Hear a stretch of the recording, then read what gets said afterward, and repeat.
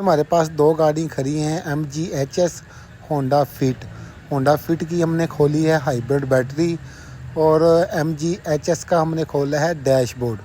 और देख लें, ये देख लें इस गाड़ी का डैशबोर्ड खोलने की वजह क्या है, आपको चेक करवा देते हैं। इस गाड़ी के अंदर अक्सर फॉल्ट आ जाता है कि AC की गैस लीक हो जाती है। उस दौरान आपको ये बॉक्स निकालने के लिए, कूलिंग कॉइल निकालने के लिए, ये कूलिंग कॉइल रिप्लेस करने के लिए हम नहीं लगाएंगे, गाड़ी का मसला हल करेंगे। इसको रिप्लेस करने के लिए MG HS गाड़ी का डैशबोर्ड खोलना पड़ता है। अगर आपने भी रिप्लेस करवानी है, आएँ और अपनी गाड़ी का मसला हल करवाएँ।